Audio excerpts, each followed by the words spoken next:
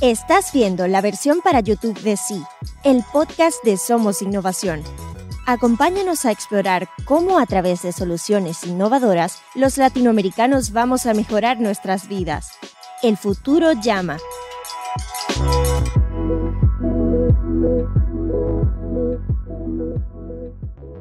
Hola, soy Federico Fernández. Bienvenidos a un nuevo episodio de Sí, el podcast de Somos Innovación.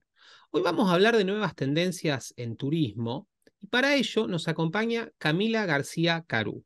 Camila es licenciada en gestión turística y se define como una apasionada del turismo que se dedica a tomar lo mejor del rubro para expandir económicamente los diferentes destinos y hacer que tanto los locales como los turistas se vean beneficiados de la actividad, realizando una gestión sostenible y responsable. También Camila es investigadora asociada de la Fundación Internacional Bases. Vamos a estar, de hecho, charlando un poco respecto de dos artículos que escribió recientemente. Y en las redes la pueden encontrar en LinkedIn. Voy a dejar un link a eso y voy a dejar un link también en los artículos que escribió Camila. Camila, bienvenida a Sí. Bueno, muchas gracias, Fede, de nuevo por la invitación. Hoy me toca hacer la entrevistada y no la entrevistadora, pero siempre un placer poder participar. Sí, sin dudas también es cierto. Voy a dejar el link a la entrevista que le hicimos a Marc Riera sobre uso de inteligencia artificial en la industria del turismo, la cual, digamos, en un 95% salió muy bien gracias a vos. Así que sí, Unos está. adelantados, Sí. porque a partir de eso medio que se empezó a desarrollar todo lo que es la tecnología de la inteligencia artificial para uso general, en realidad, y un poco de eso también va a cuenta de turismo. Sin dudas, Cami. Pero bueno, a ver, podemos hablar también de inteligencia artificial hoy, pero un poco quería empezar consultándote por lo siguiente. Se habla mucho de slow travel o viajar lento, no sé si esa es la traducción que te parece correcta. Vos has escrito al respecto y para ponernos un poco en situación, me gustaría que nos cuentes desde tu perspectiva de qué se trata el slow travel y por qué digamos, y por qué esta variante está ganando popularidad en Argentina. Bueno, en realidad tenemos que hacer un poco de referencia a cómo arrancan los movimientos turísticos, más allá de las clases sociales altas que sí tenían la oportunidad de eh, desplazarse de un lado al otro con fines turísticos y no con otros fines como eran, por ejemplo, médicos en su momento. El turismo de masas en Argentina particularmente eh, comienza a ser efectivo para poder darle un descanso a todas esas personas que tenían que estar de ocio en vacaciones. Entonces, ¿qué hacían? Se movían en masa a diferentes destinos. Lógicamente, todo lo que era medios de transporte y demás acompañaba a que justamente el boom de ciertos lugares se hiciera más efectivo que otros. Es por eso que tenemos el primer ejemplo claro, como es dentro de Argentina, Mar del Plata para el turismo local, donde ves una cantidad de gente importante. A partir de la pandemia, nosotros como personas que trabajamos en el rubro, nos empezamos a dar cuenta de que las personas, al haber estado tanto tiempo encerradas y sin tanto contacto con otro tipo, con otras personas que no fueran con las que vivían, hoy en día al viajar eligen mantener un poco eso de no estar pegado uno al otro, de poder disfrutar sin que nadie te esté de repente golpeando la espalda atrás para poder seguir avanzando en una pasarela, de tener más contacto real con la naturaleza, con los locales. Hoy en día yo creo que por tanta información en la que vivimos todo el tiempo, porque abrimos el celular y tenés una catarata de noticias que Google elige mandarte, tenés todas las notificaciones de Instagram, Twitter y todas las redes sociales habidas y por haber, y al momento de viajar eligen esto, estar más relajados. Por eso slow travel, viaje lento, para poder despejarse y verdaderamente conectar con lo que están haciendo, que es algo que día a día no estamos viendo, esto de conectar verdaderamente con lo que estás haciendo, con la persona que tenés al lado, por la sobreinformación que tenemos constantemente. Al momento de viajar, sobre todo aquellos que tienen la oportunidad, eligen estos espacios excluidos, donde el turismo de masas no existe prácticamente, justamente para tener esa separación con un otro y mayor conexión con el local, con el que está ahí. ¿Por qué considerás que esta tendencia está ganando popularidad, está ganando adeptos en Argentina en particular? Bueno, Argentina, como sabemos, tiene productos y destinos para tirar para arriba. Es un país con muchas posibilidades, lo cual es bastante llamativo, sobre todo para un extranjero que está acostumbrado a otro tipo de destinos. Argentina, y acá vamos a agradecerle a Messi y a todo el plantel, post Copa del Mundo nos ubicó en cierto punto. Y al ubicarnos también hay mucho interés por la cantidad de paisajes que se pueden ver en un mismo país. Las posibilidades que da el slow travel justamente en Argentina es que nosotros contamos con muchos espacios abiertos de naturaleza. Y mismo las actividades y las experiencias que se pueden hacer con un local eh, son completamente al aire libre, son abiertas, no es que te van a tener de repente encerrados en un coliseo romano haciendo fila, yendo por una pasarela. De esos destinos en especial hay muy pocos, ¿sí? Generalmente algo que se está haciendo también mucho en Argentina es determinar la cantidad de personas que pueden hacer una experiencia determinada. Es decir, algo súper mágico, como ir a poder ver las ballenas al atardecer en Puerto Madryn, no lo puede hacer una gran cantidad de personas, justamente porque la navegación es limitada. Entonces eso también te permite y medio te obliga a tener que conectar sí o sí con lo que estás viviendo, que es lo que de repente no pasa en lugares donde sí se mantiene un turismo de masas, como es, por ejemplo, las pasarelas de las cataratas del Iguazú y los glaciares en Calafate. Pero lo que sí se está haciendo es generar experiencias paralelas para aquellos que quieran salir de ese turismo de masas convencional y abrirse un poco más a poder tener la oportunidad de vivir este slow travel. Entonces, en Iguazú, por ejemplo, vamos a tener pasarelas alternativas a saltos alternativos que no están dentro del Parque Nacional y navegaciones a saltos que no es la típica gran aventura que es la concesión del parque. Lo mismo con el Parque Nacional Los Glaciares. Está lógicamente la pasarela donde cada uno puede ver vista panorámica a los glaciares, pero hay muchas otras experiencias de navegaciones que te acercan a otros glaciares, que te dan la oportunidad de poder caminar arriba del glaciar, y son otro tipo de experiencias que lo viven y conectan desde otro lugar. ¿Podrías contarnos, ya sean tuyas, gente que conozcas o clientes, digamos, de empresas turísticas donde trabajes, algunas experiencias? Algo mencionaste, por ejemplo, con el avistamiento de las ballenas, pero bueno, y un poco pero digamos así, para ponerle un poco un rostro humano y contar algo así un poco más personal. Sí, obvio. Últimamente estamos recibiendo mucha solicitud porque Argentina es un muy buen país para poder tener contacto con los locales. Que eso es algo que últimamente y con el movimiento de slow travel y de la conexión verdadera, se requiere mucho por un hecho de conocer a fondo la cultura del lugar al que estás visitando. No es el típico viaje de all inclusive donde seguramente no te cruces con nadie local porque los que están trabajando dentro del hotel no son locales.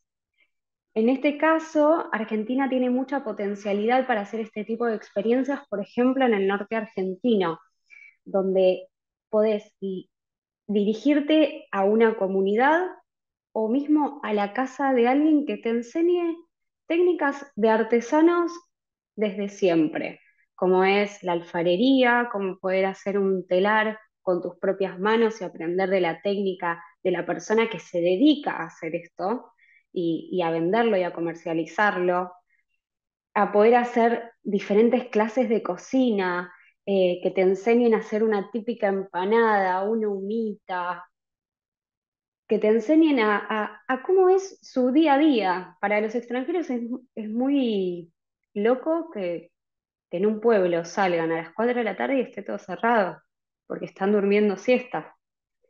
Porque también tienen eso, en Capital Federal de repente en Buenos Aires no se ve tanto, pero las costumbres que se tienen fuera de lo que es Buenos Aires eh, llaman mucho la atención a un extranjero, porque es lo distinto.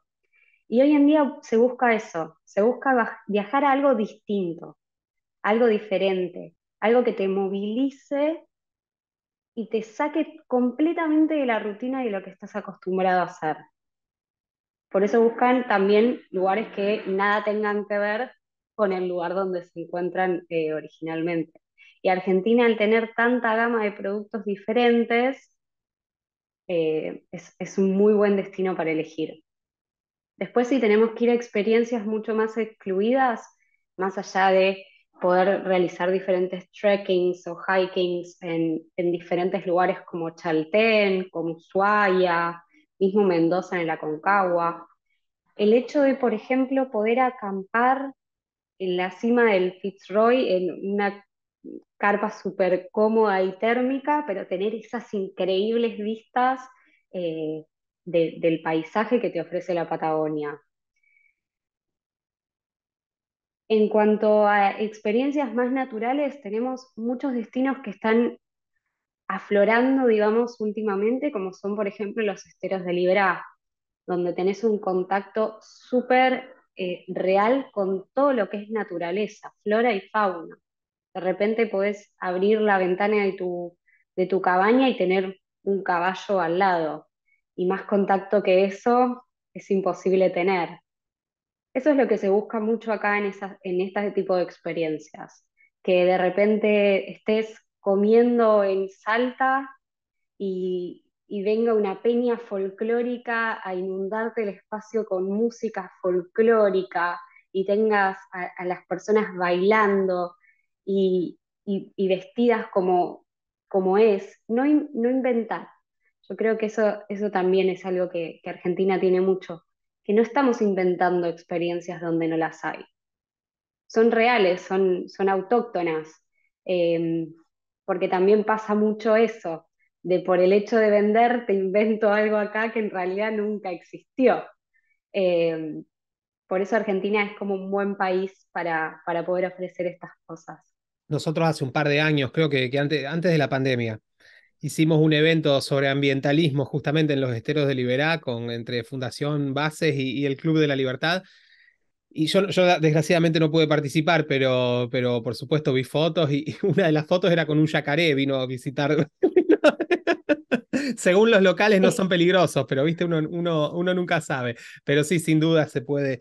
Y Cami, te hago o sea, hay un millón de cosas que te quiero preguntar.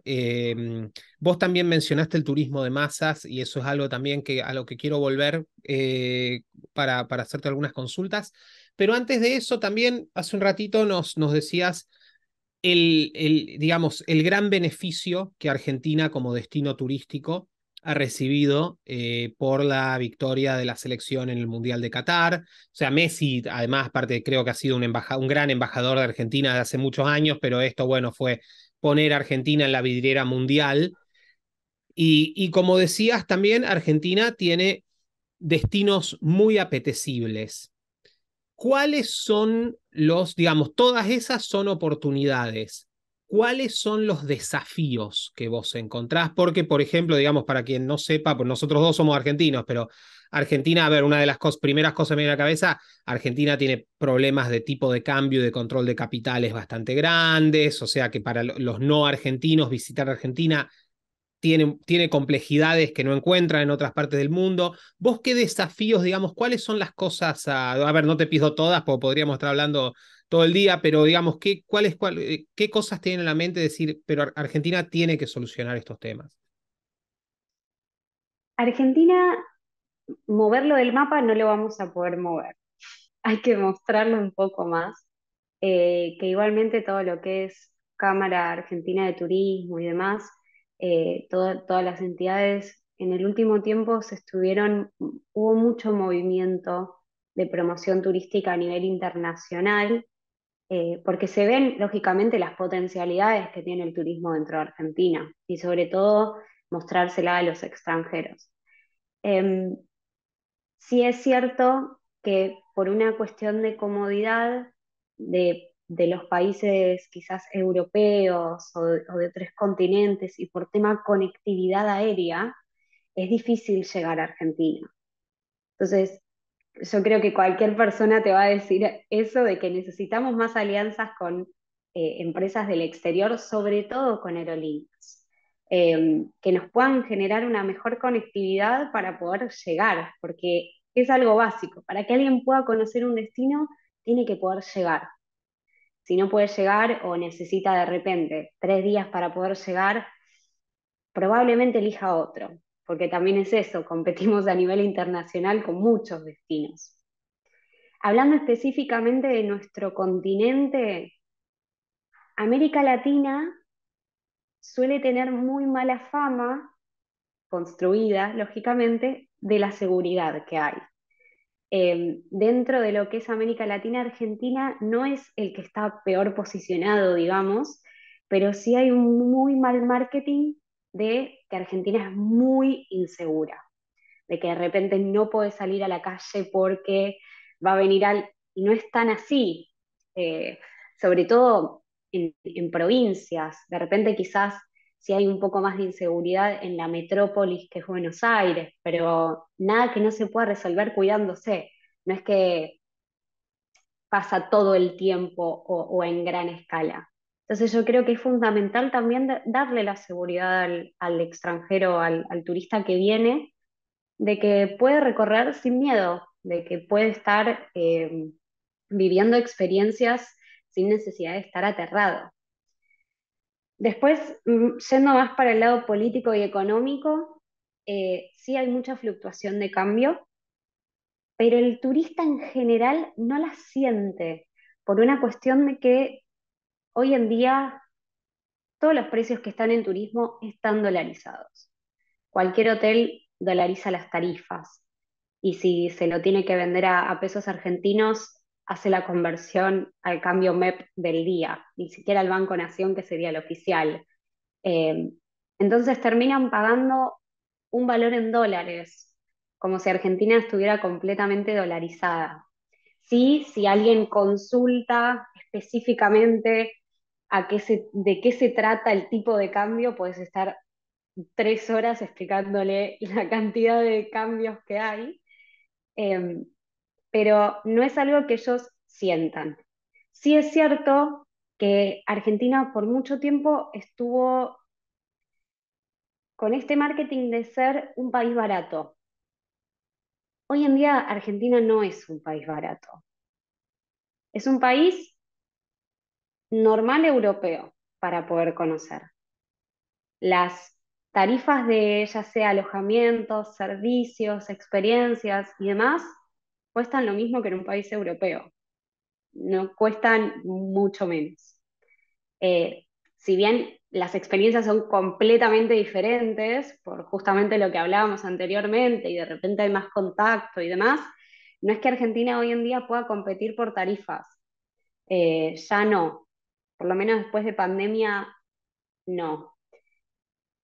Pero yo creo que esos serían como los 3 puntos clave. Primero, el desafío es permitir que los turistas lleguen. Como segunda opción, darles la seguridad de poder vivir las experiencias propias de Argentina como corresponde y que van a estar bien, que no les va a pasar nada. Y tercero, nada, el marketing no se puede hacer más en cuanto a tarifas, vamos a tener que hacer marketing en destinos, haciendo foco en que acá van a vivir una experiencia que no van a estar viviendo en otro lado. Pero creo que el desafío hoy en día es eso, mostrarles lo que Argentina tiene para ofrecer, fuera de todo lo que es política, economía y demás, que los extranjeros están como cualquier persona que va a cualquier país por un corto tiempo, que después queda maravillado y que de repente no sabe bien cuáles son todas las situaciones que se dan dentro del país. Eh, pero ahí es donde hoy en día tenemos que hacer foco, el mostrar lo que Argentina tiene para dar y no cómo se da, que es con tarifas y demás. Estuvimos hablando, digamos, de slow travel, de, digamos, todo digamos, contenido vivencial que ofrece para el turista. Y si lo pensamos desde la perspectiva de las comunidades locales, las áreas naturales, ¿en qué crees que beneficia, si crees que beneficia de alguna manera, supongo que sí, ¿en qué crees que beneficia el slow travel y el turismo a los, digamos, los agentes locales, a las comunidades? Es un gran tema de conversación y algo que se estudia mucho, sobre todo en turismo, cuando se hace una expansión en algún destino en particular, el justamente que no se vean perjudicados los locales, sino más bien potenciar la actividad que cada uno hace. Más que nada tampoco para muchos efectos que se pueden dar, como de repente que pierdan hasta su cultura por la cantidad de afluencia turística que hay, o que los locales mismos generen un rechazo para la cantidad de turistas que vienen, como pasa en muchos lugares del mundo donde tuvieron que de repente marcar qué cantidad de turistas pueden ir por día, como pasa en Italia, por ejemplo. En Argentina, al tener, no somos un país que reciba tanta afluencia turística como Italia, que hoy en día es el mejor país, el país que más recibe, digamos, en el mundo, sobre todo en temporada alta. El hecho de poder potenciar a los locales les brinda la oportunidad de, primero, desarrollarse internamente. Nosotros, yo en particular, estamos muy metidos con todo lo que es el ente norte. El ente norte son todos los ministros de turismo de cada provincia que hace al norte argentino, que últimamente está buscando un desarrollo turístico porque es, digamos, la zona donde hoy en día hay mucha diferencia con zonas mucho más desarrolladas, como puede ser Patagonia, Mendoza, Iguazú, el litoral y Buenos Aires. Y el norte argentino está viendo mucha potencialidad en turismo, justamente por el tipo de experiencias que se pueden dar ahí, como hablábamos recién. Mucho más contacto con el local, con la cultura, con la historia argentina. Entonces, primero, la posibilidad, el beneficio más claro que es el económico, por una cuestión de que el turista consume y al consumir les brinda una fuente de ingreso a los locales que no están acostumbrados a tener, desarrollando el turismo. Después, el poder expandir su conocimiento y su cultura. Eso genera un cierto orgullo de decir, hay alguien que se está interesando en lo que yo le estoy contando y que es propio mío, porque no lo estoy inventando. A diferencia de repente, el trabajo del guía es contar qué fue lo que pasó en la historia argentina acá, no sé, en Buenos Aires o en Calafate. Pero no hay nada más lindo que te lo cuente alguien que lo vive, lo vivió y que está ahí todos los días de su vida. Entonces, eso te realza más la cultura todavía. Al ser slow travel y no turismo de masas, lo que genera es esto, mayor conexión, porque el turismo de masas no genera conexión, desconexiona necesariamente por la cantidad de personas que hay, porque es imposible que vos estés atento a tantos estímulos a la vez. En este caso, vos estás atento a lo que te está contando la persona, a cómo te está enseñando a hacer la artesanía que sabe hacer, a escuchar verdaderamente la música, tomarte el tiempo de hacerlo. Eso es algo que, de nuevo, turismo de masas, no hay tanto tiempo para hacer las cosas, porque se va a algo más apresurado. Entonces, este tipo de experiencias con los locales, con Slow Travel, se amplifican aún más todavía y les da más beneficios de esto, que para mí son estas dos cosas clave. Obviamente del lado económico, eh, porque a su vez siempre pasa que el propio local, o sea, yo soy argentina, quizás no consumo tanto de mi propia gente como podría consumir alguien que viene de afuera, porque justamente lo ve distinto. eh, y consume más, pero consume, digo yo, de una manera justa, y no consumir por el hecho de consumir, sin verdaderamente sentir lo que está pasando.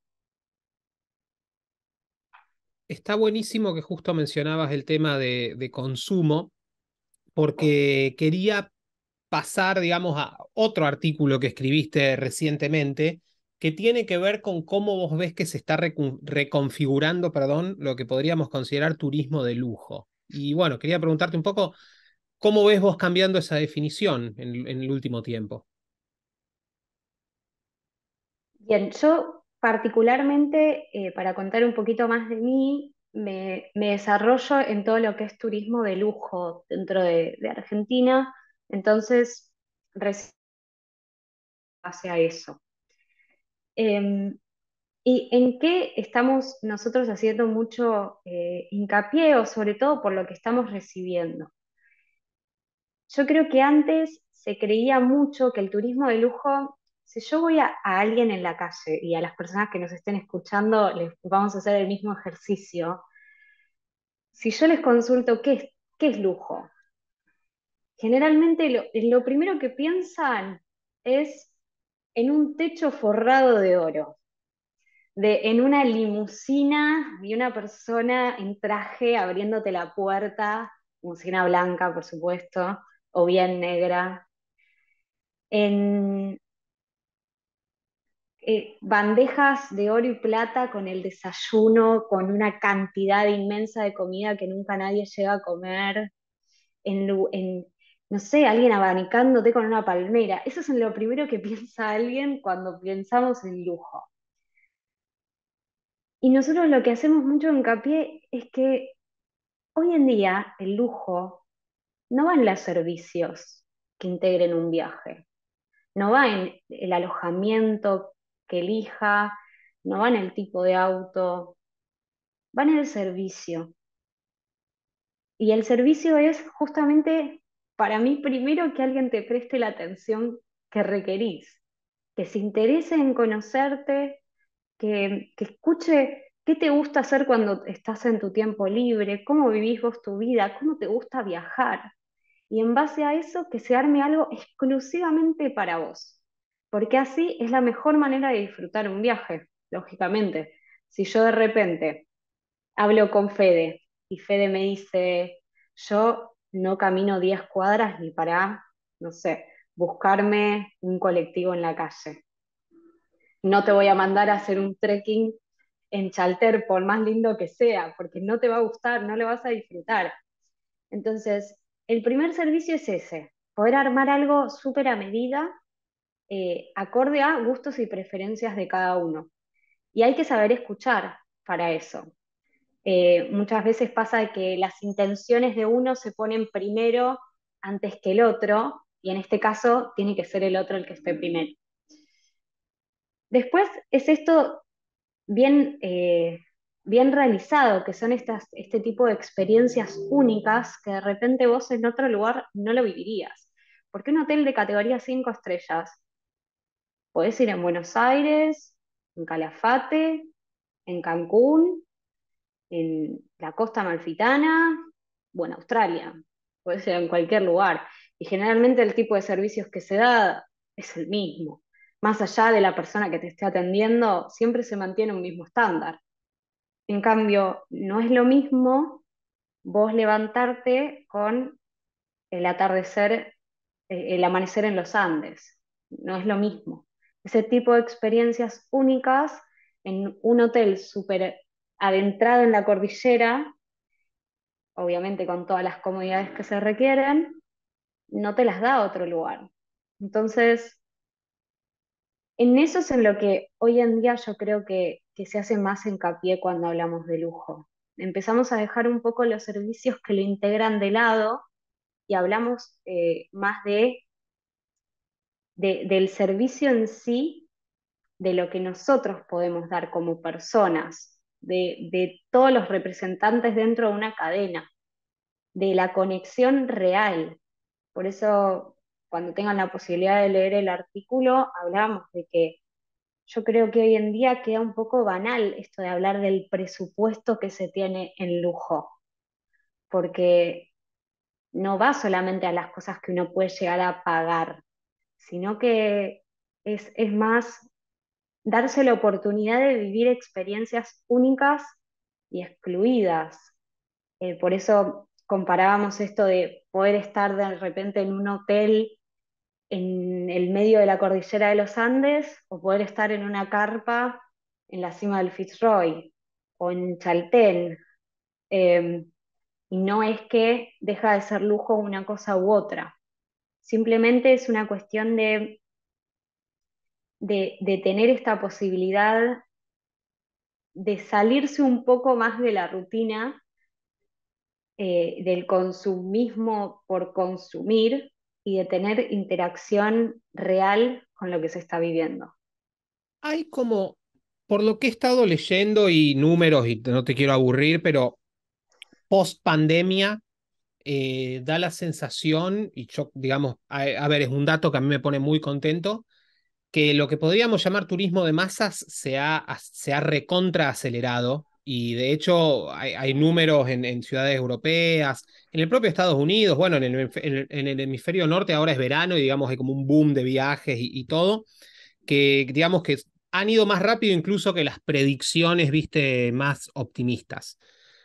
Por otro lado, vos nos venís hablando, y también, digamos, vos, digamos, como parte del mercado también, de tendencias que, digamos, no tienen mucho que ver con lo que podemos considerar turismo masivo, tendencias, viste, más relacionadas a la sostenibilidad, a lo local, a experiencias únicas, a repensar el lujo, todo esto que vos nos decías también parecen como, digamos dos caminos que se bifurcan mucho, digamos, en lo que puede ser la experiencia turística.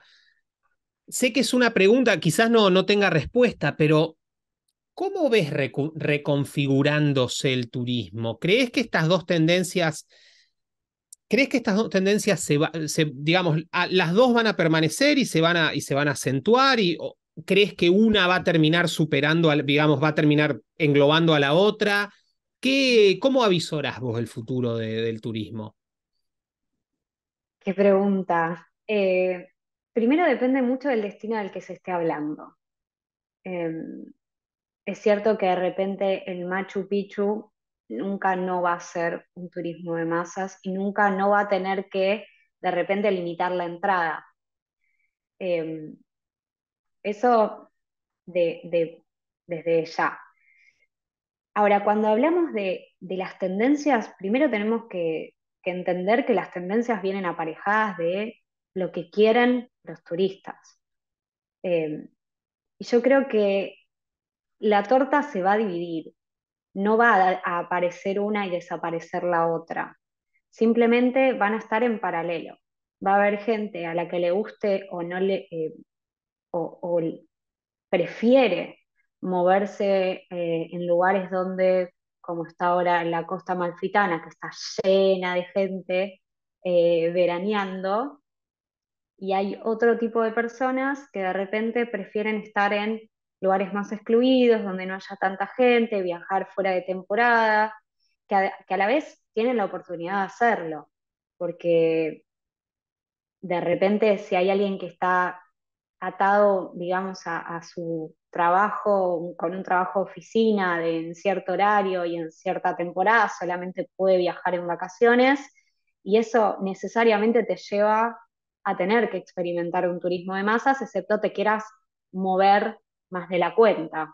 En este caso, los europeos, por ejemplo, que se mueven mucho internamente, sobre todo con la pandemia y demás, recién a partir del año pasado se empezó a ver como más boom en movimiento para afuera, pero es cierto que la pandemia dejó su huella y la huella sigue ahí aún, no es que se recuperó todo el mundo como era en su momento. Argentina tenía muy buenos niveles en particular en 2019 y recién este año se está viendo que se están pudiendo alcanzar algunos niveles, pero no en todos los países en los que recibíamos turistas.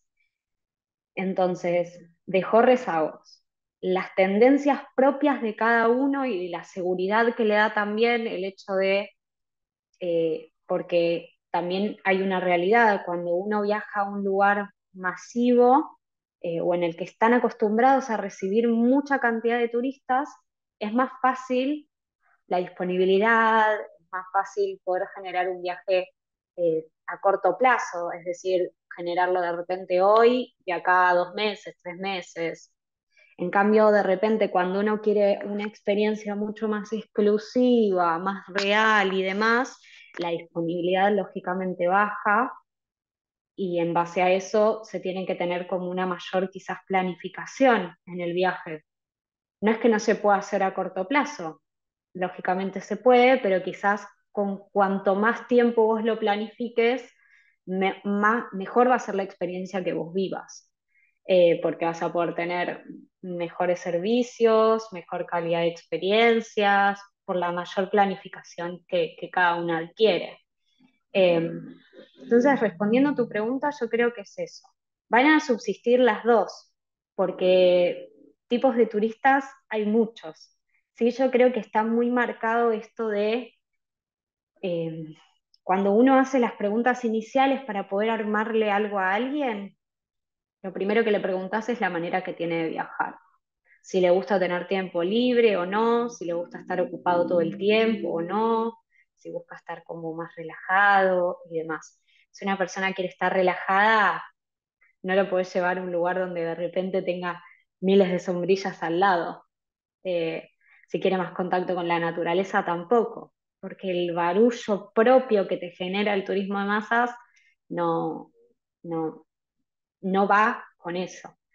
Entonces, yo creo que es esto. Gustos y preferencias hay un montón, sí están muy marcadas estas dos tendencias, la del turismo de masas que en realidad se empezó a desarrollar con toda la cercanía con el transporte y la expansión de cada destino, y sí creo que después de la pandemia, esto de la verdadera conexión, sobre todo por todo lo que están estudiando los filósofos contemporáneos, que es que estamos conectados, conectados a través de la tecnología, pero desconectados en fin, porque no hay conversaciones reales, no hay conexión real con lo que vos estás ni viviendo ni con la persona que tenés enfrente. Creo que post pandemia sí se está marcando esto y sí es una tendencia que está empezando a crecer, pero lógicamente no lleva la cantidad de tiempo que lleva el turismo tradicional. Y yendo ahora al turismo de masas, este fin de semana, y no te envié la nota a propósito para, digamos, no sesgarte, salió una nota en el Financial Times, que la voy a dejar también en la descripción del episodio.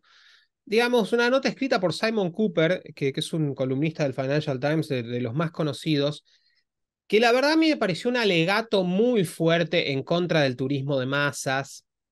En algunos casos me pareció, digamos, viste, el alegato era bastante elitista, viste, casi oligárquico en algunos aspectos. Y él, a ver, pero sí, a ver, algunas cosas, por supuesto, digamos, algunas ciudades han enfrentado algunos problemas. La cuestión es cómo solucionarlos. Yo, digamos, no niego que hay ciertos problemas por turismo de masas en algunas ciudades. Algunos problemas, además, que se han generado las ciudades solas, pero después, pero digamos, también el punto principal es cómo solucionarlo. Él sugería, por ejemplo, la idea de decrecimiento, ¿viste? De degrowth, de poner impuestos muy fuertes. Viste que muchas ciudades ya te cobran por noche, no sé, $5 o Sí, $3 o la 4 tasa euros. turística. Poner impuestos así, poner impuestos mucho más altos para restringir el turismo.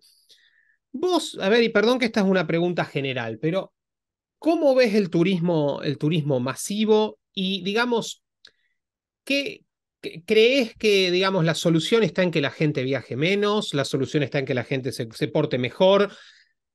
¿Cómo, digamos, crees que esto es un no problema en realidad y que no, que está magnificado? Muchas veces pasa. ¿Cómo ves vos esta situación? Porque, digamos, esto, digamos, pese a que la nota salió el otro día, digamos, este es un tema que se viene discutiendo mucho. Ciudades como Barcelona o París son directamente reactivas al turismo. Lo que es llamativo también, porque son dos, y esto lo digo yo, por favor, no te quiero involucrar, son dos ciudades que parecen estar en decadencia en muchos aspectos, pero bueno, digamos, es interesante pensarlo también a eso. Pero al margen, ¿vos cómo ves este tema, digamos, de los problemas del turismo masivo? A ver, yo creo que problemas o inconvenientes, diría yo, no llamaría un problema, o por las incomodidades que el turismo masivo puede generar tanto a los propios turistas a los que van como a los locales, es real, no es algo que es inventado, digamos, o que para mí se está magnificando. Existe, o sea, hay datos estadísticos de cuánto puede crecer eh, una ciudad o los aspectos negativos que genera un turismo masivo. Yo creo que la solución está en la comunicación de todas las partes que lo integran, ya sea desde la comunicación, no están obligar a pagar, obligar a, sinceramente, cuando alguien paga en París un hotel 300 euros la noche, pagar 5 euros de cotaza, no sé en qué le puede llegar a perjudicar o decir, no, este impuesto es altísimo, no lo pago. Lo pagan, o sea, no tienen problema en eso. Entonces, no sé si está bien puesta la medida en ese caso. Ahora, yo creo que sí hay mucha falta de comunicación. Primero, en echarle la culpa, digamos, al turista, de que el turista no entiende cómo desarrollarse, que rompe, que genera barullo, que siempre lo ven como algo negativo, cuando el turista es la clave central de que el turismo masivo se desarrolle.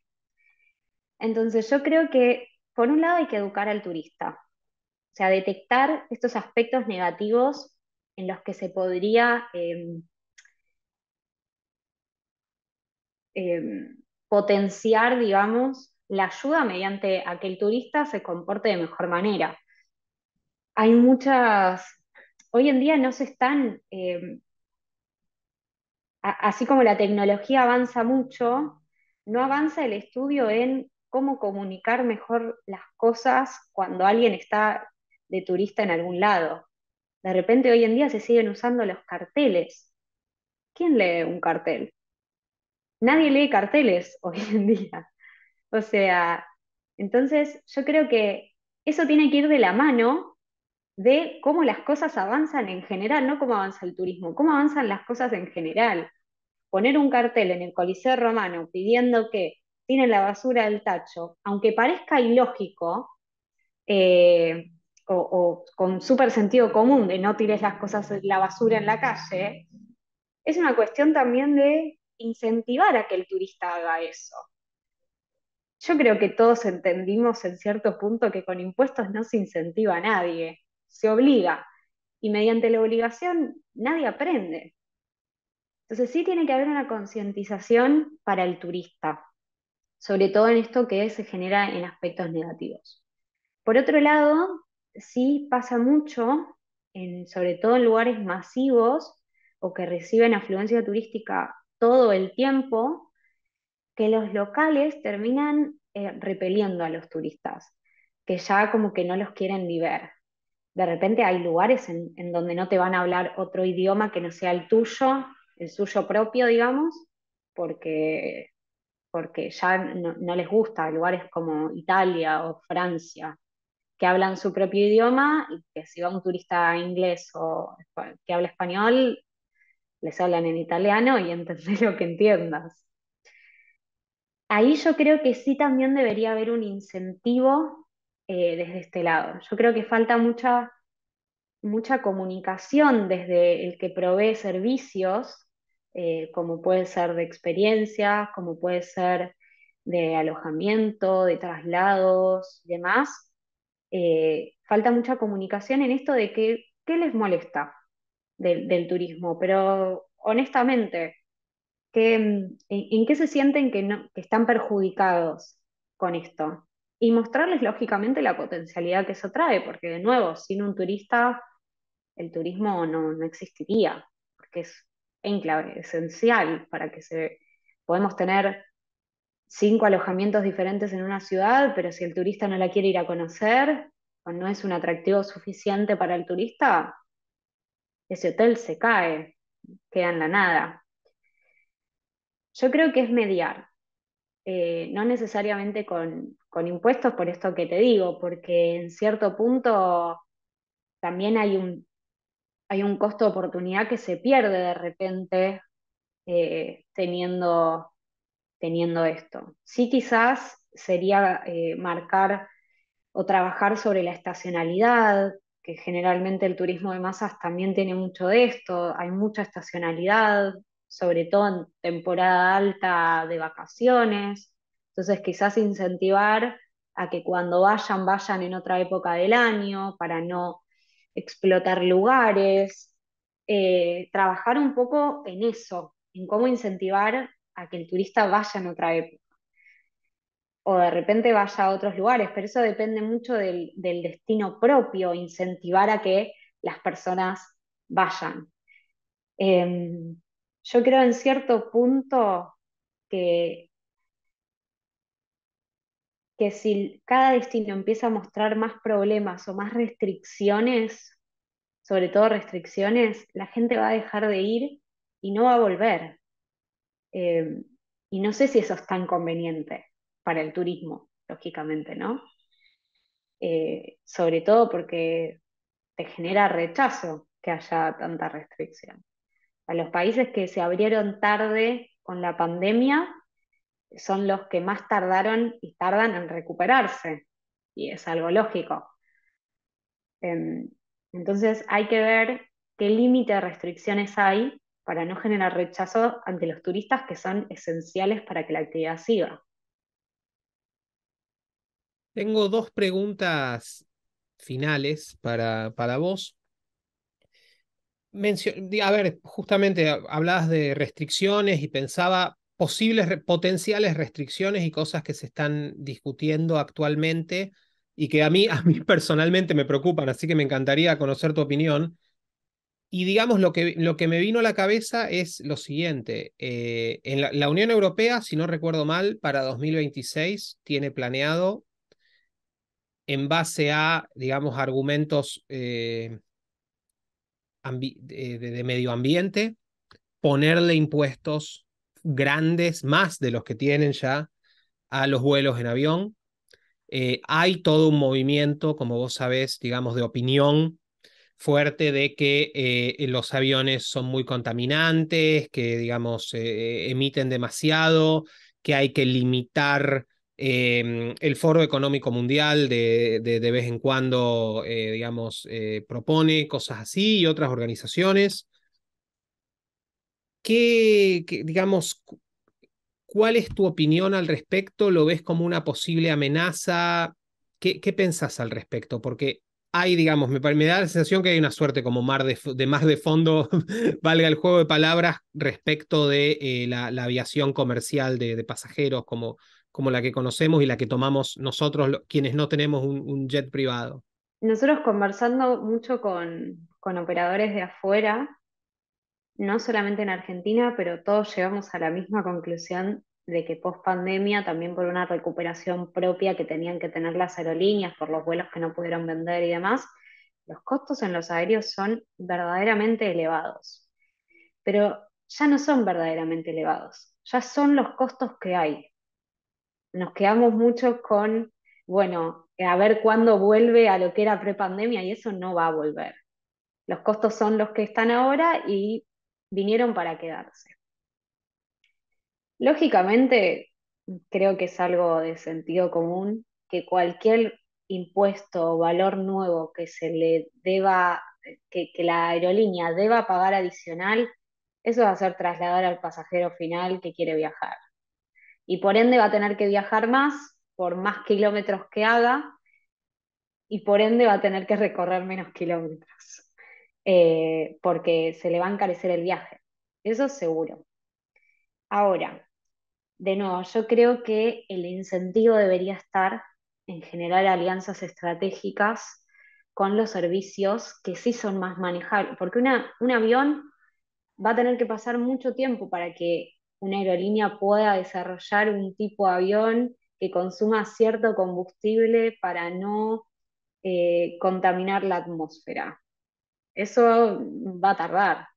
Ahora bien, sí hay mucho desarrollo en todo lo que es de repente alojamiento, traslados y demás cuestiones o mismo experiencias dentro de lo que es naturaleza que ayudan a mitigar esta huella de carbono que se hace. De hecho, uno de los incentivos para poder viajar a Argentina es que mismo nosotros ofrecemos hacer un itinerario carbón neutral. Y de última, si hay una huella de carbono que se está consumiendo, se compran bonos. Y eso me parece que es un muy buen incentivo, porque vos ves una acción real, porque mediante la compra de bonos de carbono vos ves que hay alguien que está reforestando, en este caso la Patagonia, por ejemplo, o se están trabajando en plantas que reduzcan justamente la emisión de carbono a la atmósfera.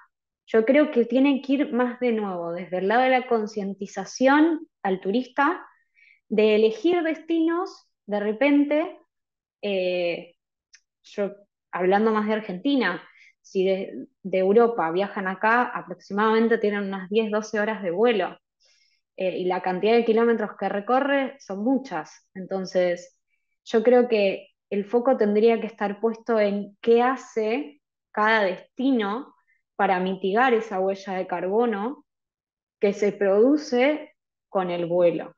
Y que la aerolínea te dé esa información.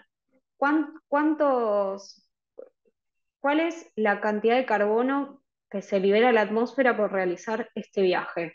Bien, el adicional que vos no puedas recuperar mediante acciones sustentables dentro del destino, sí, puede tener un costo adicional. Pero eso va a incentivar a la persona a, bueno, cuidemos el ambiente, cuidemos el planeta, porque necesariamente los vuelos van a tener que estar. Y todos sabemos que si los precios suben mucho y no hay demanda, en algún momento también van a tener que bajar y siempre va a haber alguien que va a terminar perdiendo. Entonces, no creo que sea una cuestión porque también hay una realidad, no te queda otra alternativa. Si no viajas en avión, tenés que hacer 4 o 5 meses de crucero para llegar al otro lado del continente. ¿Y cuánta emisión hay de eso también? ¿O cuánta contaminación hay de eso también? Entonces, yo creo que no es una cuestión de poner al turista entre la espada y la pared y decir, bueno, o pagás esto o elegiste otro destino, porque eso perjudica al destino en sí, sino es una cuestión de incentivo y de mostrarle que hay otras maneras de poder hacerlo. A mí lo que me da miedo es que yo noto, digamos, y en esto, perdón, la palabra es fuerte, pero no la estoy usando gratuitamente, noto algunos impulsos oligárquicos, porque a mí lo que me da miedo es que la intención final sea que mucha gente ya no viaje más. Esa es la, digamos, entonces eso me da mucho temor. Esperemos no sea así. Y la última pregunta, Camila, antes de dejarte y agradeciéndote mucho tu tiempo para esta entrevista, es pura asociación libre y decí lo que quieras, puede ser una palabra, cero o lo que tengas ganas. ¿Qué es lo primero que se te viene a la mente cuando alguien te dice viajar? Yo creo que vivir, sobre todo porque yo estoy muy metida en esto, pero para mí es básicamente vivir, vivir como deberíamos vivir, conectando, bajando a tierra, poniendo los pies en la tierra, justamente. Eh, Porque creo que no estamos tan absorbidos por una rutina, por todo lo que nos pasa todo el tiempo, que a veces un poquito que nos olvidamos, y por eso las personas desean tanto las vacaciones porque quieren viajar, no necesariamente viajar de un lado al otro, viajar para justamente conectar, viajar a ese espacio de conexión con cada uno y de conexión con un otro que te permite el tiempo de ocio hoy en día. Muchísimas gracias, Camila, de nuevo por tu tiempo. A todos los que nos escucharon, también muchísimas gracias y no olviden suscribirse a través de cualquier plataforma que usen para escuchar podcast. También lo pueden hacer a través del canal de YouTube de Somos Innovación y nos encontramos en un nuevo episodio de Sí, el podcast de Somos Innovación. Sí es el podcast de Somos Innovación. Visita somosinnovación.lat para suscribirte. Y no olvides compartir este episodio a través de tus redes.